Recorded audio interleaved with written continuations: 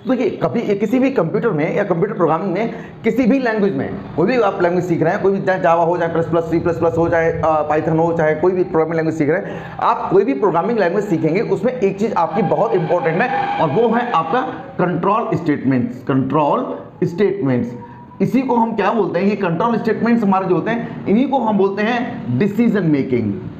Decision making.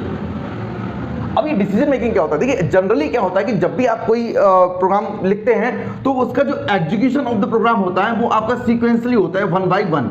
जैसे आपने यहाँ पे कुछ लाइन ऑफ कोड लिखा 1 2 3 4 कुछ भी आप यहाँ पे लिख देंगे, तो जितने भी लाइन ऑफ कोड आपने लिखे हुए यहाँ पर ये सीक्वेंसली एग्जीक्यूट होंगे, ठीक है। The instructions written in any programming language are executed sequentially. वो कैसे होंगे, सीक्वेंसली एग्जीक्यूट करेंगे। बट इन केस कि आप जिनका जो एग्जीक्यूशन है उसको कंट्रोल करना चाहते हैं, if you want to control the execution of each statements according to the need, जो भी हमारी नीड है उसके हिसाब से हम उन स्टेटमेंट्स को कंट्रोल करना चाहते हैं कि कब कौन सा स्टेटमेंट हमारा चले या कब कौन सा नहीं चले, ये डिसीजन ले ले हमारा प्रोग्राम।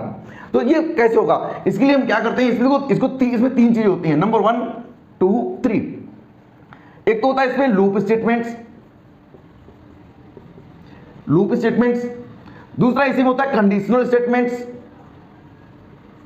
तीसरा होता है इसमें जंप स्टेटमेंट, जंप स्टेटमेंट्स। अब ये 3 चीजें ही हमारे पूरे प्रोग्राम को कंट्रोल करती हैं और इन्हीं को हम बोलते हैं डिसीजन मेकिंग पार्ट्स। जो भी हमारे, चाहे हम पाइथन में प्रोग्राम कर रहे हो, चाहे जावा में कर रहे हो, चाहे सी में कर रहे हो, सी प्लस प्लस में कर रहे हो, ये 3 चीजें कंपलसरी हैं, होंगी यानी कंट्रोल स्टेटमेंट्स या डिसीजन मेकिंग पार्ट होगा ही होगा। इस केस में हम कह सकते हैं कि इसमें एक तो आपके लूप स्टेटमेंट आते हैं, दूसरे कंडीशनल स्टेटमेंट आते हैं, तीसरे जंप स्टेटमेंट आते हैं। अब लूप स्टेटमेंट्स क्या होते हैं, लूप जैसे कि इसका वर्ड डिफाइन इटसेल्फ कि लूप का मतलब ही होता है कोई चीज जो बार बार एक ही चीज को दोहराती है, रिपीटिशन अगेन एंड अगेन। अगर कोई चीज ऐसी होती है कि जो अपने ही आप में बार बार रिपीटेडली परफॉर्म हो रही है, बार बार परफॉर्म हो रही है, ऐसे किसी भी स्टेटमेंट्स को हम क्या कहते हैं, लूप स्टेटमेंट्स। किसी प्रोग्रामिंग में मोस्टली ये 3 टाइप के होते हैं, लेकिन पाइथन में 2 होते हैं। एक तो ये आपका do while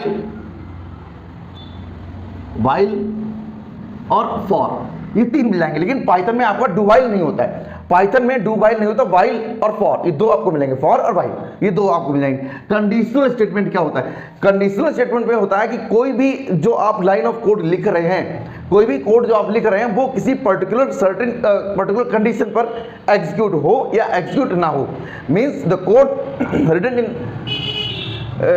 in the program should execute on the basis of some condition, किसी पर्टिकुलर कंडीशन पर ही कोई कोड ऑफ ब्लॉक या ब्लॉक ऑफ कोड हमारा एग्जीक्यूट हो। इस केस में हम कुछ कंडीशनल स्टेटमेंट यूज करते हैं। ये आपके 2 होते हैं, इफ स्टेटमेंट होता है, दूसरा हमारा इसी जगह स्विच और होता है। इसमें भी इफ और एल्स होते हैं, इफ एल्स इफ एलिफ इस तरीके से यूज होते हैं। जंप स्टेटमेंट्स, अब जंप स्टेटमेंट्स क्या होते हैं, जंप स्टेटमेंट्स में कोई ऐसा कोड जो हम चाहते हैं कि इस पर्टिकुलर कंडीशन पर जंप कर जाए, ना चले, या हम बोले कि अगर हमें कोई राउंड लगाना है किसी ग्राउंड का और वो आपका 2 बार 4 बार 10 बार लगाने की बजाय हम चाहते हैं कि कोई एक लूप स्किप हो जाए, तो ये स्किप होने की कंडीशन है, यहाँ पर हम इसको जंप करा देते हैं। इसमें आपका ब्रेक और कंटिन्यू, ये 2 आ जाते हैं, ब्रेक और कंटिन्यू।